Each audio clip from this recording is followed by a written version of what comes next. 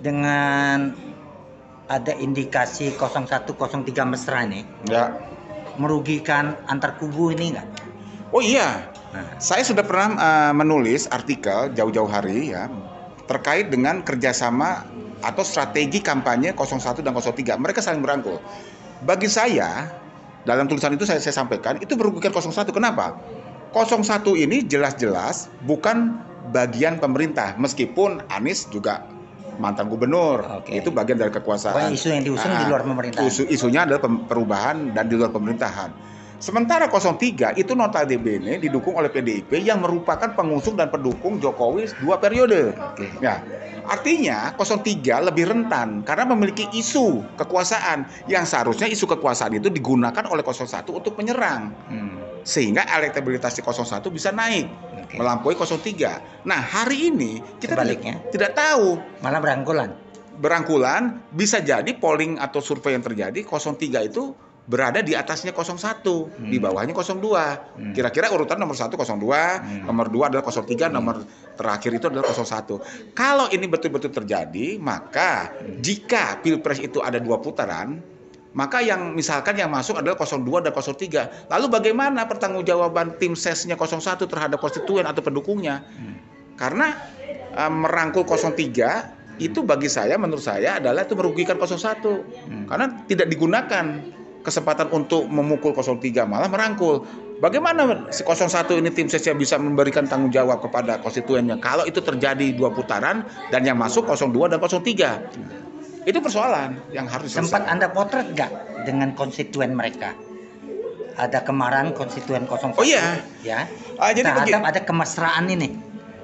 Ya, saya bisa melihat itu mungkin Bang Amin juga bisa merasakan ya. Ketika sebelum terjadi rangkul-rangkulan, ketika saya masuk ke sebuah satu WhatsApp group, saya membawa nama 03 Ganjar, itu dimaki-maki habis. Oke. Ya, pangeran TikTok lah Ganjar istilahnya, macam-macam ya. Tapi ketika terjadi perangkul-rangkulan ini, tidak ada kemarahan dari kelompok satu, malah dianggap biasa saja. Masalah video-video porno itu hilang semua. Hilang dalam ingatan pendukungnya. Ini kan ironis dalam lawannya. Iya, dari lawannya ini. Jadi pendukungnya Anies itu disuguhi dengan hal yang berbau 03, Ganjar dan sebagainya pada saat sebelum terjadi rangkulan secara resmi, mereka antipati. Tapi setelah ada rangkulan resmi ini, mereka udah biasa saja. Itu elitnya atau di bawahnya? Ya, sampai ke tingkat bawah. Sampai tingkat bawah. Tingkat bawah. Netizen itu kan mewakili publik. Hari ini kan kita melihat publik itu tidak bisa langsung ke lapangan karena mengingat situasi, tapi cukup kita melihat dari WhatsApp bisa mewakili juga itu. Tapi begini Pak Agus, tesisnya Anda ini kan bisa diuji ya? Bisa. Oke. 03 ini kan bagian dari pemerintahan. Ya. Oke. Dengan menyerang Presiden Jokowi, konsekuensinya suaranya kan menurun. Ya. Bos. Ya. Oke. Yang diuntungkan 01. Ya. Nah, ada pendukung mereka seperti Kiai Fuad Pleret, ya, dan Kiai Haji Imaduddin Usman dari Banten, itu meninjau ulang dukungannya. Karena ini dia tidak cocok. Kenapa Anda rangkul-rangkulan, bukan berkompetisi dulu untuk menang. Dan ini chemistry-nya kita beda. Mereka dia bilang ideologi tidak sama, anti kebangsaan, ya kan, memakai politik identitas.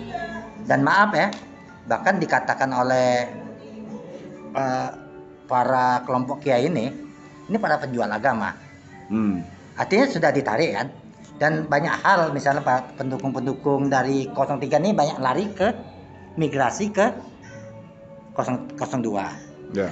Nah 01 pun kita melihat fenomena nih, ikut migrasi juga pendukungnya, karena dengan alasan kok berangkulan 03. Ya. Contoh seperti Rocky Gerung yang dalam TikTok dia lempar baju kaos Anies Baswedan marah-marah. Bagaimana ceritanya yang lengkap? Ya, kalau saya secara lengkap cerita Rocky Gerung itu menolak menggunakan baju relawan 01 dan kemudian dibuang kepada penontonnya di hadapannya, saya tidak tahu cerita jelasnya. Tapi saya hanya bisa berasumsi bahwa selama ini kita tahu bahwa Rocky Gerung itu adalah salah satu ya pengamat politik yang saya nilai cukup cerdas ya melihat berbagai hal. Oposan lah. Oposan juga dia kritik siapapun orang itu jika memang tidak sesuai dengan visi kebangsaan dan kerakyatan dia akan kritik. Nah tapi kemarin kita dipertontonkan dengan sikap yang di luar kebiasaannya Rocky Gerung yang sebelumnya dia menjunjung dan mengangkat Anies Baswedan ya kan, tapi hari ini tidak. Itu menurut saya itu sebuah kekecewaan. Kekecewaan Rocky terhadap 01. Pendukung 01 ini siapa? Ya di situ bisa saja Anies, bisa saja Caimin, bisa saja juga tim suksesnya. Ya mungkin salah satunya Rocky Gerung tentu punya penilaian yang jauh dibanding saya ya. Kalau saya salah begini dia dipaksa pakai baju jaket atau baju relawannya Anies Muhaimin. Dia bilang saya sudah 300 kali bertemu dengan Anies. Masa kalian tidak percaya yang saya? Kalau hanya dimaknai dengan kepentingan politik sesaat ini, hati kalian busuk. Langsung dia lempar, dia pergi meninggalkan acara. Begitu kira-kira. Iya, tapi kan kita melihat itu ada sebuah sikap Rocky Gerung yang tidak mau mengenakannya. Artinya Rocky Gerung tidak mau menggunakan atribut 01 ketika diminta oleh pendukungnya 01. Nah, itu dia kan secara tidak langsung menunjukkan buat apa saya pakai atribut 01. Karena yang dipentingkan dalam Pilpres bukan atributnya, bukan simbolisnya. Bukan simboliknya, tapi sikap kita terhadap Pilpres ini, khususnya terhadap pendukungnya Anies ini bagaimana?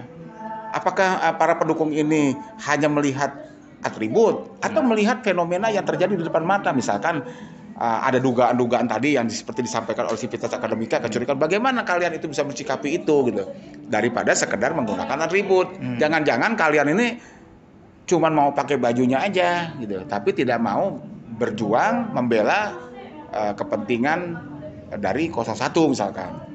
Atau ini kepentingan jangka pendek aja. Ya mungkin kalian ini tidak punya rasa pertemanan, persahabatan, ya kan? Jadi secara nggak langsung tuh kalau menurut saya sih Bang Rocky Gerung itu ingin mengingatkan pada kita bahwa Pilpres itu bukan sekedar menggunakan atribut, apalagi menerima uang, tapi bagaimana kita menentukan bangsa, negara dari seorang kandidat yang betul-betul menurut kalian tuh memperjuangkan kita gitu. Itu sebetulnya yang tersirat.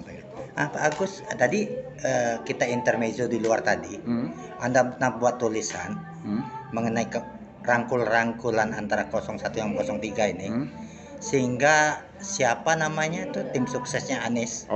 Sudirman Said ya. Dimarahin. Ya tidak oleh pendukungnya. Ya secara fakta dimarahin langsung itu saya tidak melihat, tapi paling tidak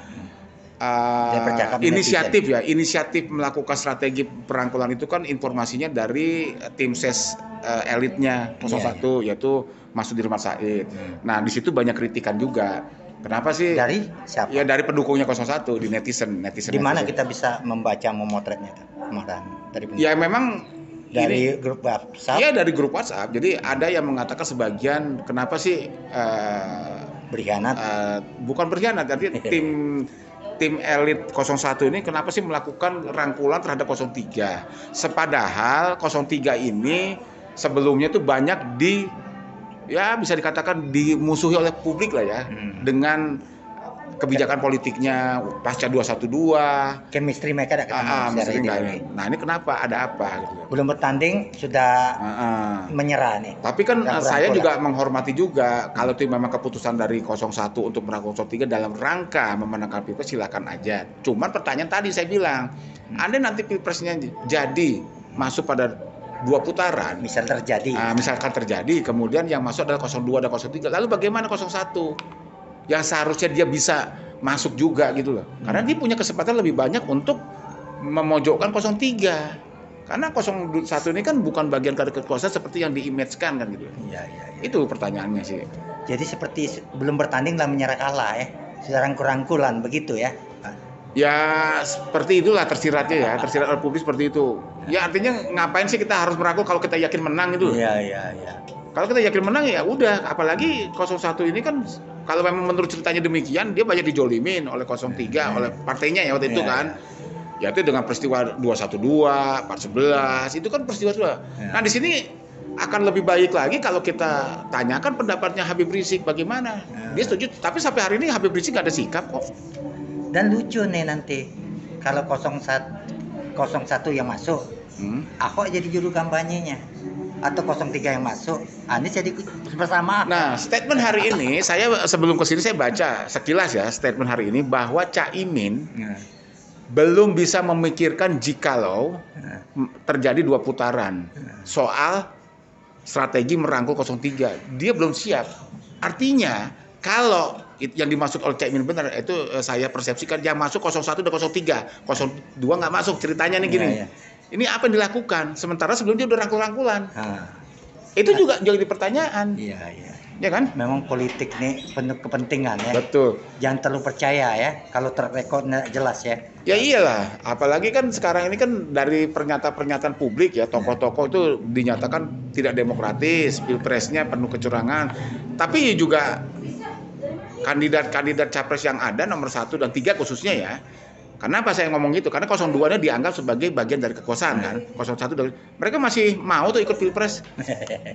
Jadi ini semuanya ambigu ya. Iya, kalau memang dinyatakan yakin betul ini pilpres bermasalah, ya kalau saya mundur ya. Ikut kompetisi, saya mendingan nggak mau ikut ngapain. Saya berjuang juga pasti kalah kok.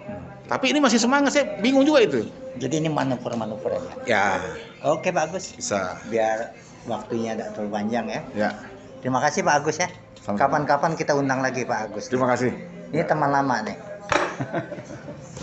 Oke, siap.